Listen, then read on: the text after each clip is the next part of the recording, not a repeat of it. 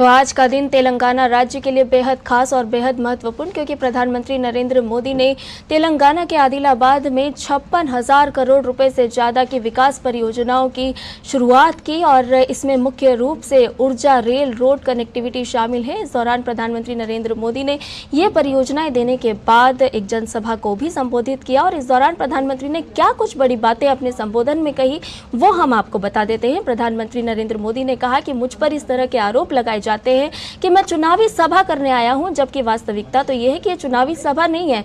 मैं तो विकास का उत्सव मनाने के लिए आया हूं, क्योंकि अभी तो चुनाव का कार्यक्रम घोषित तक नहीं हुआ।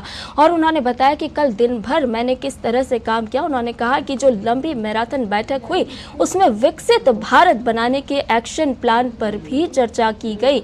यही हमारे एजेंडे में शामिल है कि कैसे हम इस राष्ट्र को विकसित बनाएं, कैसे भारतीय जनता पार्टी प्रतिबद्ध है इस राष्ट्र को विकास की ओर ले जाने के लिए, और ये उसी की कड़ी है। प्रधानमंत्री नरेंद्र मोदी ने अपने संबोधन में कहा कि अब की बार 400 पार ये मैं नहीं कह रहा, बल्कि पूरा तेलंगाना राज्य कह रहा है और तेलंगाना राज्य की जनता का आशीर्वाद मुझे मिल रहा है। उन्होंने भगवान बिरसा मुंडा और राष्ट्रपति द्रौपदी मुर्मू का भी जिक्र किया और उन्होंने कहा कि किसी ने कल्पना भी नहीं की होगी कि आदिवासी समाज को कोई इस तरह से आगे लाने का काम करेगा जो कि हमारी सरकार ने किया।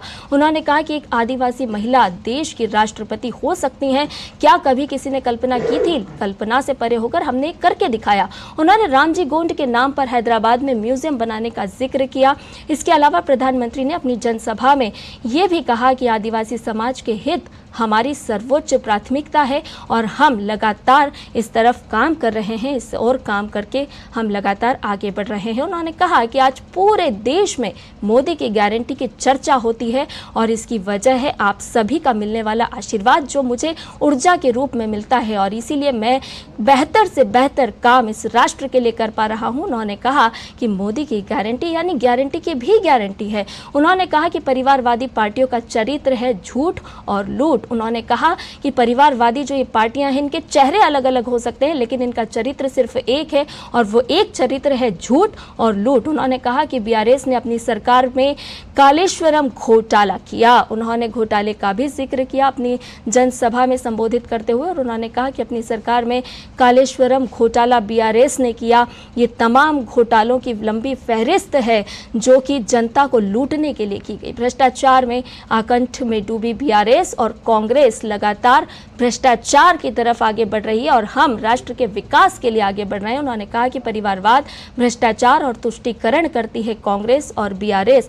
उन्होंने अपने 15 दिन का लेखा जोखा भी जनसभा के माध्यम से प्रस्तुत किया। उन्होंने कहा कि देश को किस तरह से विकसित बनाना है इसका लेखा जोखा तो पूरी जनता, इस पूरे देश के 140 करोड़ देशवासी देख ही रहे हैं। साथ ही उन्होंने कहा कि किस तरह से हम मैराथन काम कर रहे हैं। उन्होंने कहा कि आपके सपनों को पूरा करने के लिए मैं अपना जीवन खपा दूंगा, क्योंकि मेरे अपने निजी सपने नहीं हैं, बल्कि जो आपके सपने हैं वो ही मेरे सपने हैं और उन्हीं को सिद्ध करने के लिए हम लगातार आगे बढ़ रहे हैं। उन्होंने कहा कि मैं अपना पूरा जीवन खपा दूंगा इस देश के युवाओं को आगे बढ़ाने के लिए, उनके भविष्य को संवारने के लिए। उन्होंने कहा कि आज हम जो ये सब कर रहे हैं वो इस देश की जनता के लिए कर रहे हैं, इस राष्ट्र की भूमि के लिए कर रहे हैं। राम मंदिर निर्माण का जिक्र करते हुए उन्होंने कहा कि राम मंदिर निर्माण में तेलंगाना की किस तरह से मुख्य और प्रमुख भूमिका रही।